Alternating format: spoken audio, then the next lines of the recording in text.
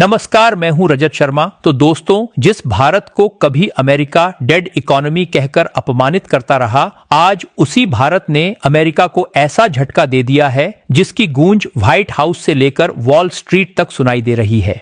Trump ने भारत को नीचा दिखाने की जो रणनीति बनाई थी, वो अब उनके ही गले की हड्डी बन चुकी है।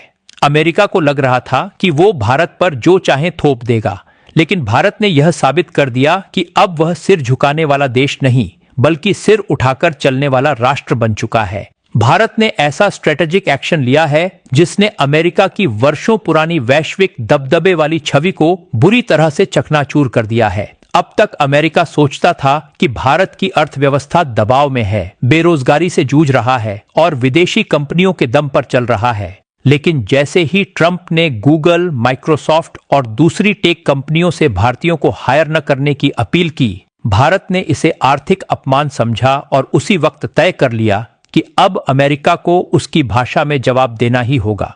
शुरुआत में अमेरिका ने भारत के चावल को घटिया बताकर लौटा दिया, फिर भारत पर 25% का टैरिफ ठोक दिया और भारत की कंपनियों को टेक्नोलॉजी व व्यापार के नाम पर ब्लैकमेल करना शुरू कर दिया।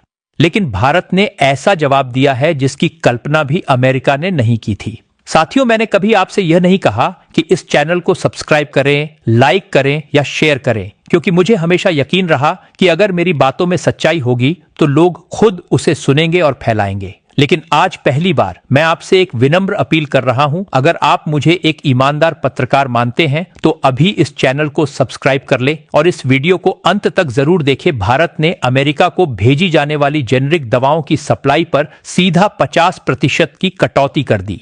यह वही दवाएं हैं जिन पर अमेरिका की हेल्थ केयर व्यवस्था टिकी हुई है।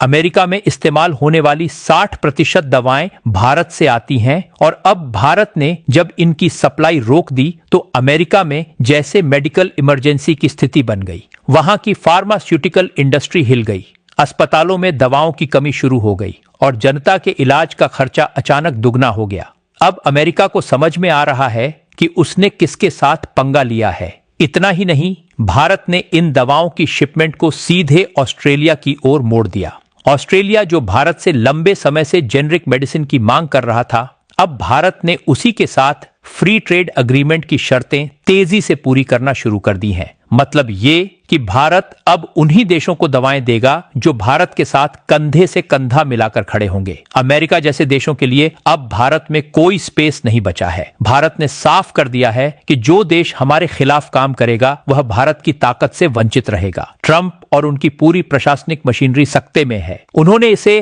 अनबिलीवेबल करार दिया है और अमेरिका की मीडिया भी इस मुद्दे पर ट्रंप की विदेश नीति की आलोचना कर रही है। अमेरिका की जनता भी अब सड़कों पर उतर आई है।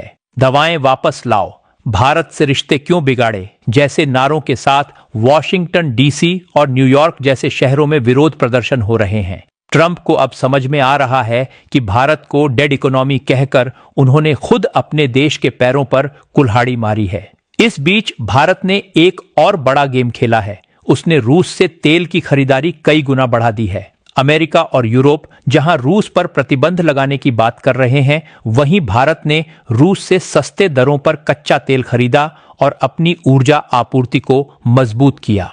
इसके बाद भारत ने इस तेल से बनाए गए डीजल और पेट्रोल की एक्सपोर्ट को भी कई देशों में बढ़ा दिया, जिससे भारत का विदेशी मुद्रा भंडार 600 अरब डॉलर पार कर गया है।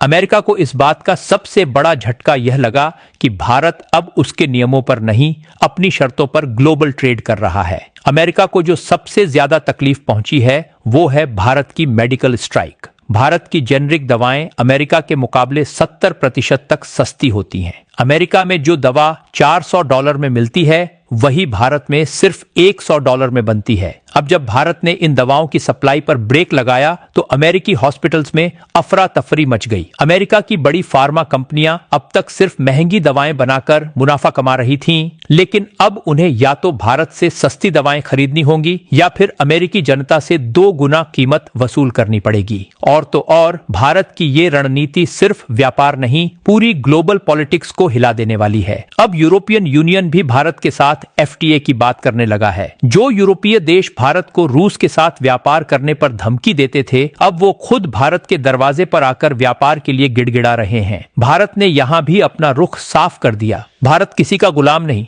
और न ही अब किसी के डंडे से डरता है। बात यही खत्म नहीं होती। भारत ने अमेरिका के सबसे बड़े dream project F-35 fighter jet को भी सीधा रिजेक्ट कर दिया। भारत ने रूस के साथ मिलकर 4000 अरब डॉलर की डिफेंस डील को अंजाम देने का मन बना लिया है, जिससे अमेरिका की सैन्य डिप्लोमेसी को भी बड़ा झटका लगा है। ट्रंप ने जितनी बार भारत को घेरने की कोशिश की, भारत ने हर बार उससे बड़ा कदम उठाया और उसे पछाड़ दिया। सीज फायर को लेकर ट्रंप ने कई बार कहा कि भारत ने ये अमेरिका के कहने पर किया, लेकिन भारत ने सीधा जवाब देते हुए कहा, हमने अपने इंटरेस्ट में सीज फायर किया, न कि अमेरिका के कहने पर। यह बयान अमेरिका की कूटनीति के चेहरे पर तमाचा था और अब ट्रंप के पास कोई चारा नहीं बचा सिवाय इसके कि वे भारत से संबंध सुधारने की कोशिश करें। और यही वजह है कि अमेरिका अब अपने डेलीगेशन को भारत भेजने की तैयारी में है, ताकि यह तय किया जा सके कि कैसे इस मेडिकल और ट्रेड वॉर को खत्म किया जाए। लेकिन भारत अब वो भारत नहीं रहा जो हर बार झुकता था। अब भारत अपनी शर्तों पर चलता है और उन्हीं के साथ व्यापार करता है जो भारत की संप्रभुता, सम्मान और नीति का सम्मान करते हैं। अमेरिका अगर भारत के साथ अच्छे संबंध चाहता है तो उसे पहले अपने घमंड को छोड़ना होगा, वरना भारत के पास अब दर्जनों देश हैं जो उसके साथ FTA करने को तैयार बैठे हैं। भारत की मेडिकल ताकत, तेल आपूर्ति, टेक्नोलॉजी और डिफेंस अब किसी के नीचे नहीं, दुनिया के बराबरी में खड़ा है और कई मामलों में उससे भी ऊपर। भारत ने इस पूरे घटनाक्रम से दुनिया को यह सिखा दिया है कि अब ग्लोबल लीडर बनने के लिए सिर्फ परमाणु बम या डॉलर नहीं, साहस, आत्मनिर्भरता और दूरदर्शिता की जरूरत है। भारत ने अमेरिका को उसकी औकात दिखा दी है और यह बता दिया है कि हम केवल लोकतंत्र के झंडा बरदार नहीं, रणनीति के महारथी भी हैं। अब भारत सिर्फ बातों का नहीं, एक्शन का देश बन चुका है। तो अब तस्वीर बिल्कुल साफ है। अमेरिका, जो खुद को दुनिया का इकलौता सुपर पावर समझता था, अब भारत के एक के बाद एक सधे हुए और रणनीतिक वार से हिल चुका है। एक दौर था जब अमेरिका की आंखें तरेरने भर से देश झुक जाते थे, लेकिन आज भारत आंखों में आंखें डालकर जवाब दे रहा है, वो भी उसी की भाषा में, उसी की चाल में और उसी की ताकत को चुनौती देकर। जब ट्रंप ने भारतीयों को जॉब न देने की अपील की, तब शायद उन्हें अंदाजा नहीं था कि भारत अब वो देश नहीं रहा जो दशकों पहले था। आज का भारत आत्मनिर्भर है, तकनीकी रूप से समृद्ध है और सबसे बड़ी बात, अब वो किसी के रहमो क्रम पर नहीं जीता। गूगल, माइक्रोसॉफ्ट, अमेजॉन जैसी कंपनियों को धमकाना और भारत को डेड इकोनॉमी बताना अब अमेरिका के लिए उल्टा पड़ता जा रहा है, क्योंकि भारत अब अपने बलबूते पर दुनिया को नई दिशा देने वाला खिलाड़ी बन चुका है। भारत आज अगर रूस से तेल खरीदता है, डॉलर को नजरअंदाज करता है या ट्रेड अपने रुपये में करना चाहता है, तो ये उसकी मजबूरी नहीं, उसकी ताकत है। भारत की रणनीति अब सिर्फ जवाब देना नहीं, बल्कि सामने वाले के पूरे प्लान को धराशायी करना है। अब भारत ने साफ कर दिया है कि जो भी उसकी आत्मनिर्भरता, तकनीक या रणनीतिक साझेदारियों पर चोट करेगा, उसका जवाब न सिर्फ कूटनीति से मिलेगा, बल्कि जरूरत पड़ी तो कारोबारी, रणनीतिक और अंतर्राष्ट्रीय मंचों पर भी उसका मुंहतोड़ जवाब मिलेगा। भारत अब सिर्फ प्रतिक्रिया देने वाला देश नहीं रहा, अब यह भविष्य तय करने वाला राष्ट्र बन चुका है और यही अमेरिका को सबसे ज्यादा खल रहा है।